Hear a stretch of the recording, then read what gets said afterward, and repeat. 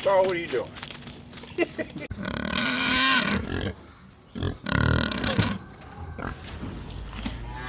Farm life was very different from city life.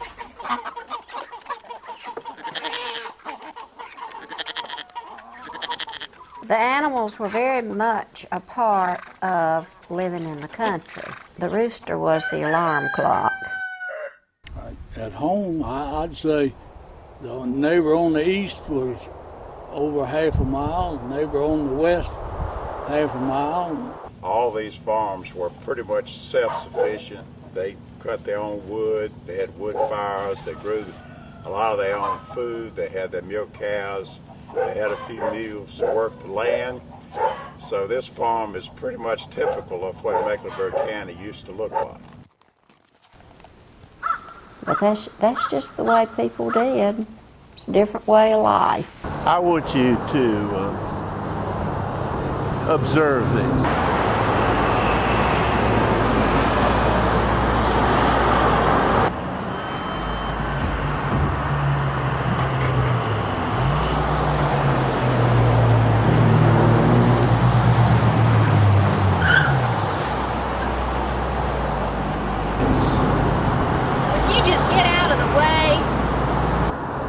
Cars, traffic, noise, congestion, pollution. You know, most people, a lot of people, think that this is the way Mecklenburg County has always been. Traffic, congestion, cars, beeping horns, people on cell phones driving down the street. But the reality is that for most of its history, at least until the mid-1900s, Mecklenburg County was farms. It wasn't cars, it was mules. It wasn't trucks, it was horses. It wasn't going to the grocery store, it was growing your own food. That was the way of life for most people in Mecklenburg County. And yet that whole way of living on a farm, growing up on a farm, is virtually gone. It is vanishing. The only thing we have left are a few structures, a few buildings that remind us of Mecklenburg County's rural past. This was once all agricultural fields. This was once large cotton fields. This was the Withers farm. The Withers family farmed this property in the 20th century.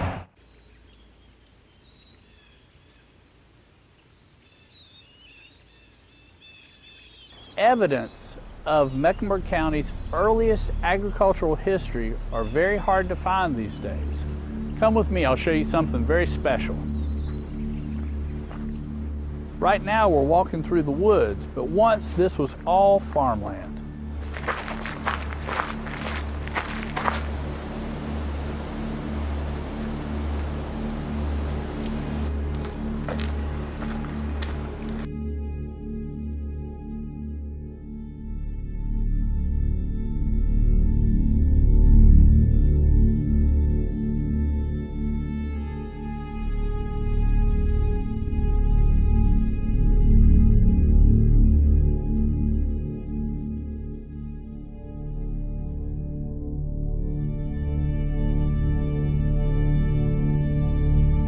This is the Robson Rock House ruin, built between 1780 and 1810. This would have been considered pretty much the top of the line in terms of an agricultural home during that period, during the earliest settlement.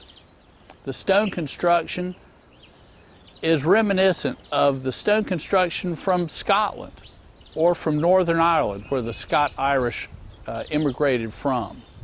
It also was found in Pennsylvania and in Maryland, both areas that fed the Piedmont of North Carolina during the early period of settlement. We're extremely lucky to have this remnant of the early history of Mecklenburg County. So many of the early dwellings were logged and have been lost to us simply because the log buildings disintegrated over the centuries.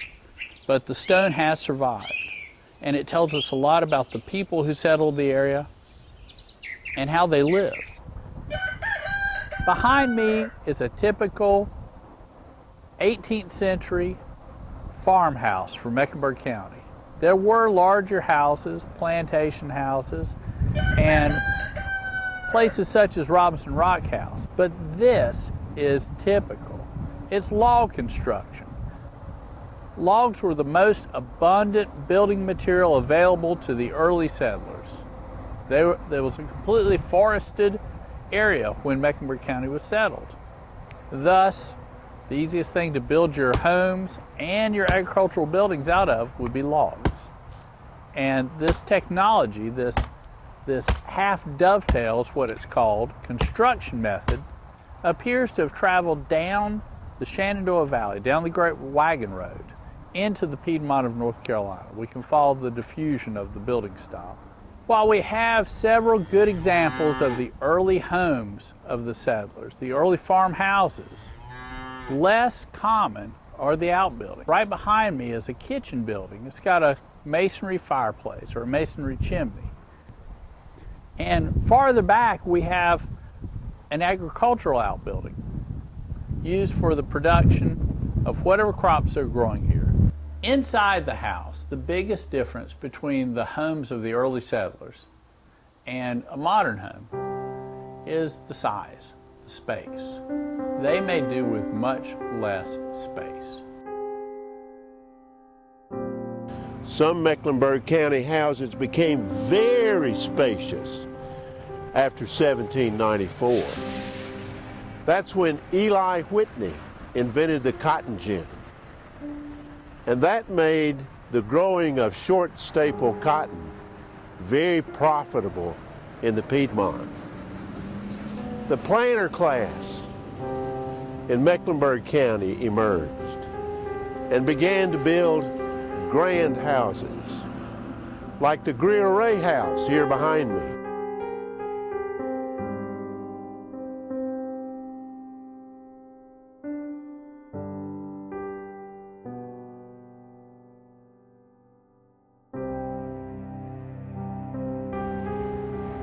Or Rosedale.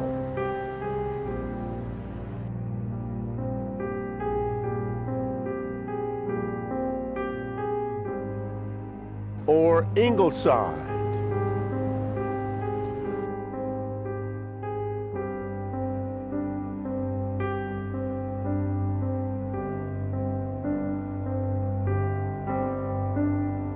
Or Cedar Grove.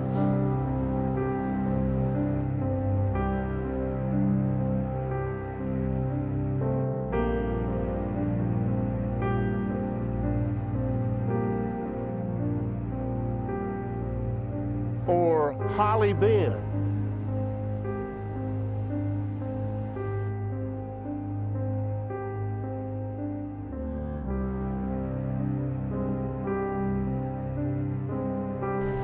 The planter class also began to build churches, like Providence Presbyterian Church, or Sharon Presbyterian Church. The only original part of the church remaining is the cemetery. Or Hopewell Presbyterian Church.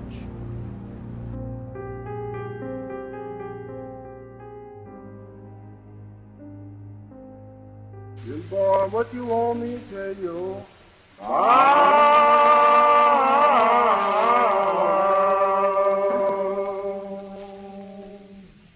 Little boy, what you want me to tell you?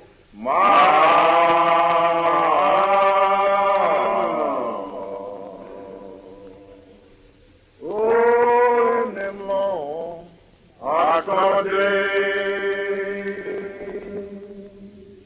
he said, you tell you left me rolling.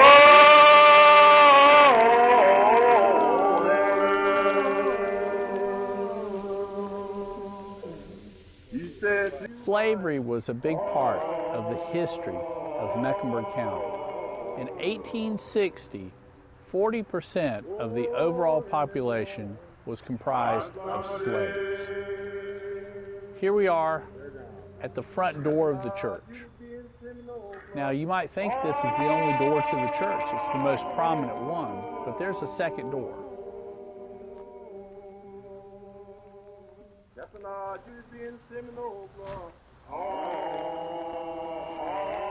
Before the Civil War, the enslaved people in Mecklenburg County did not have their own churches. They generally went to the church of the folks who owned the slaves. Now, this is referred to as the servant's entrance, and that's a euphemism for the slave entrance. This is where the slaves would enter the sanctuary. They would not go through the front door. And this is a vivid reminder of the institution of slavery, a vivid reminder of how they adapted society and culture to accommodate slavery. We need to go into the woods one more time. well, that gal out there for never move.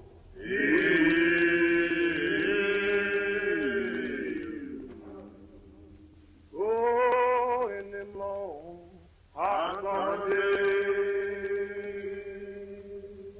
That gal, I'm on my way back there.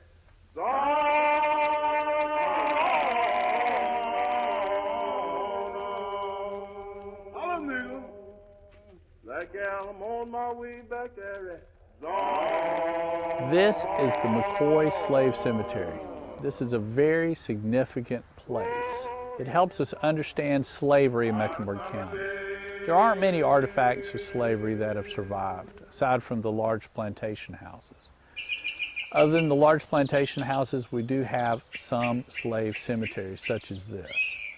But this slave cemetery is different than the others in that we've got this large monument here to some of the folks that are buried here, and it was erected by the Albert McCoy heirs in honor and in memory of his slaves.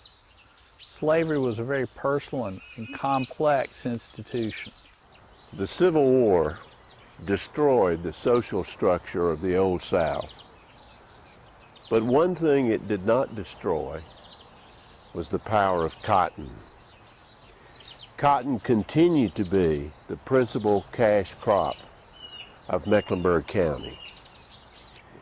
Cotton became even more important with the advent of the railroad, meaning that cotton could be more easily shipped, with cotton mills coming to town. And a new labor system arose, sharecropping. Mainly African Americans. They'd lived on the old plantation. They continued to live on the farm. A lot of times they'd build a tenant house and get a tenant in, and then they'd have another plow hand.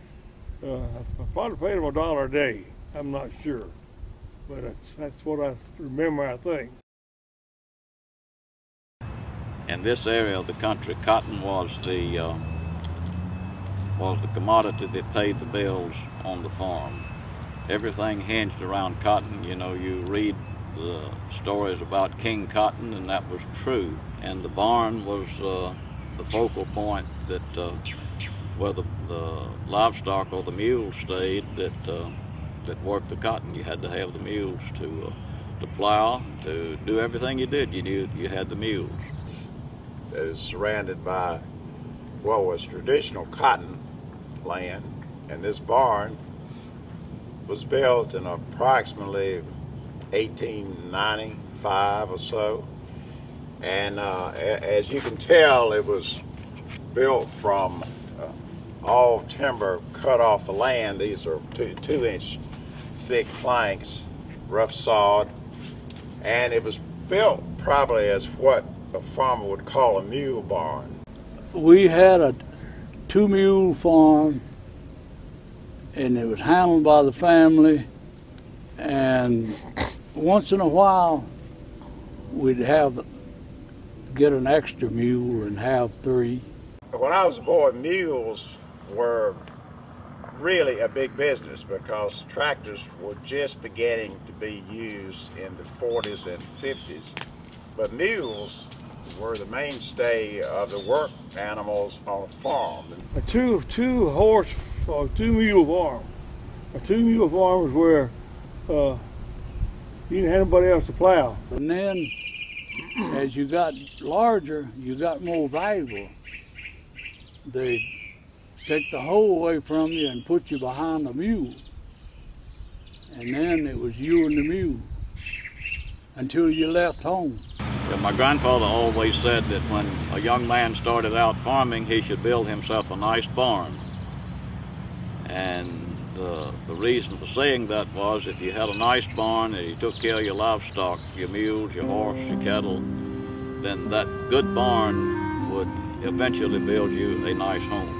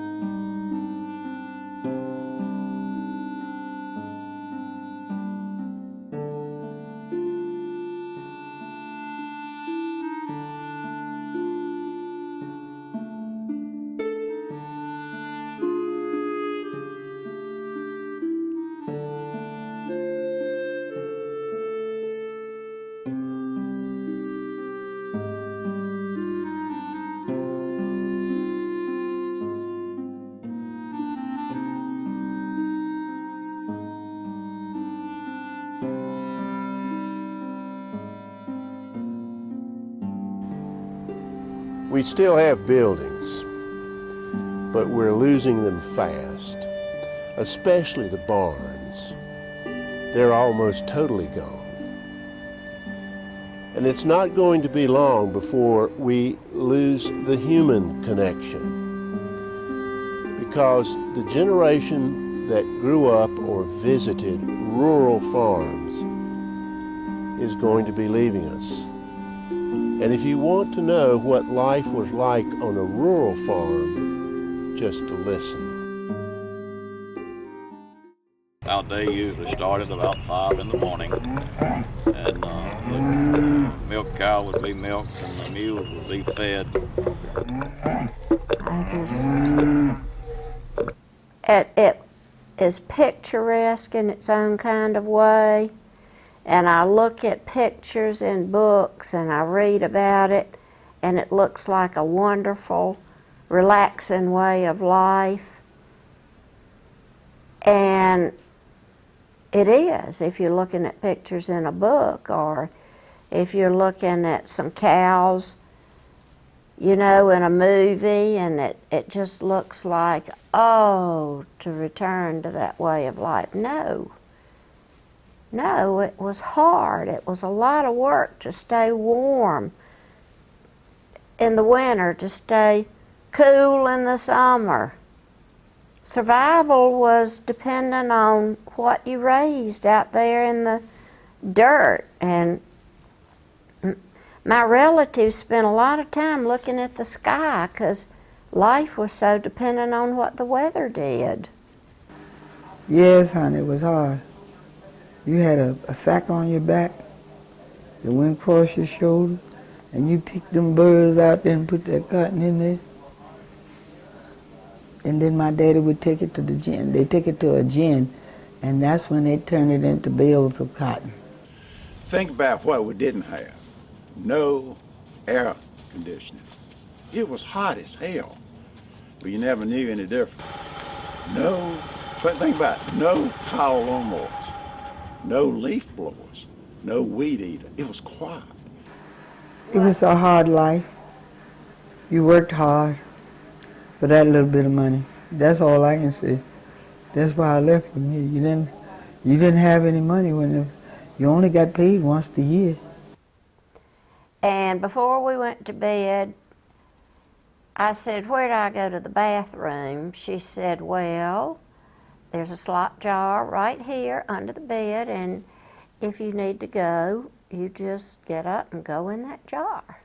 It was about, you know, it was okay. I said, oh. Oh, I didn't like to go to the outhouse. I put it off as long as possible. I'd go down a little dirt path, and the bees were everywhere, the briars were everywhere.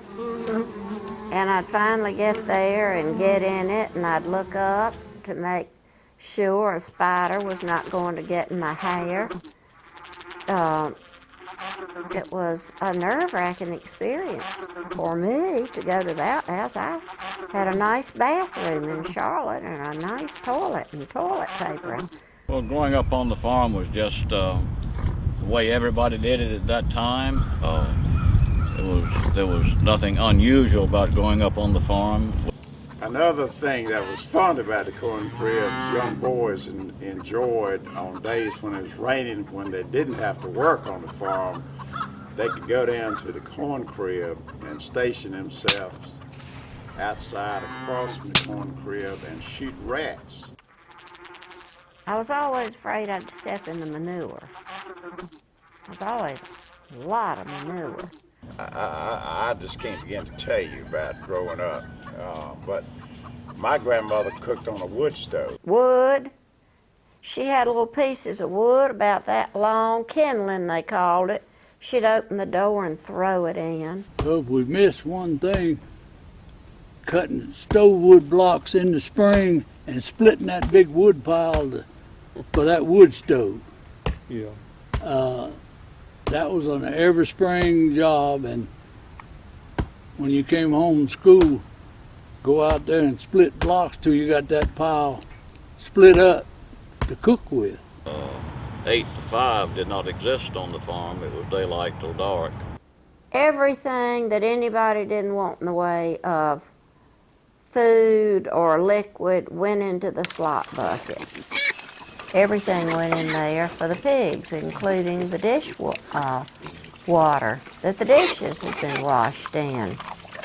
And then when Don would come home at night from work, he would take a big pail about 3 feet high, it'd be full of dish water, watermelon rinds, everything that anybody didn't want went in the slop bucket to give to the pigs at dusk. And a neighboring tenant farmer would walk up the driveway, and my granddaddy would get off the porch and talk to him, and they'd walk around and go in the smokehouse, and that tenant farmer would leave with a ham on his shoulder, because people shared and took care of each other. It was interesting.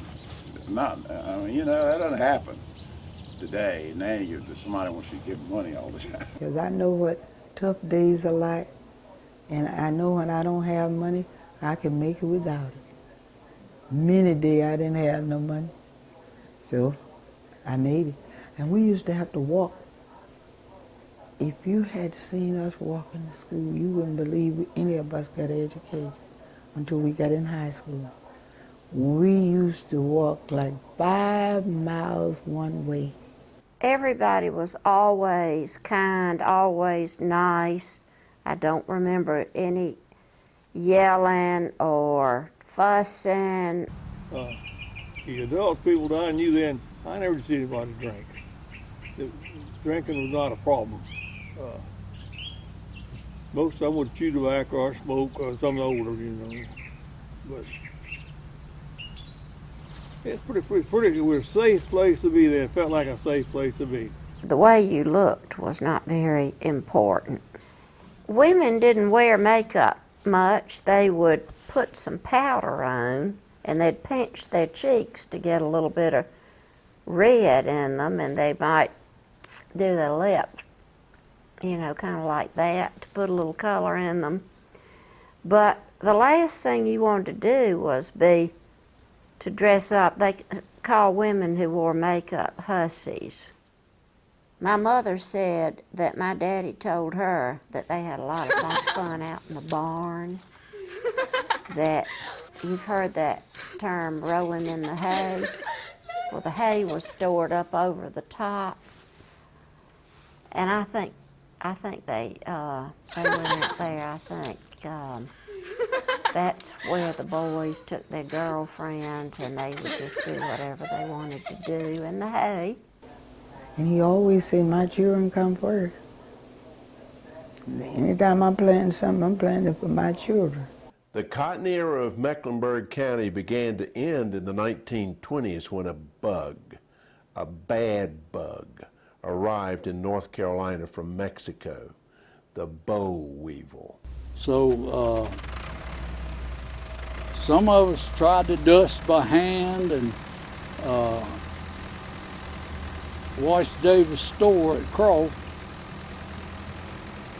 Bought a little Ford tractor, and he was a hardware man and was able to find a sprayer somewhere. He put a sprayer on that little Ford tractor, and he turned it, put a man on it and turned it loose in this end of the county and down through Mallard Creek.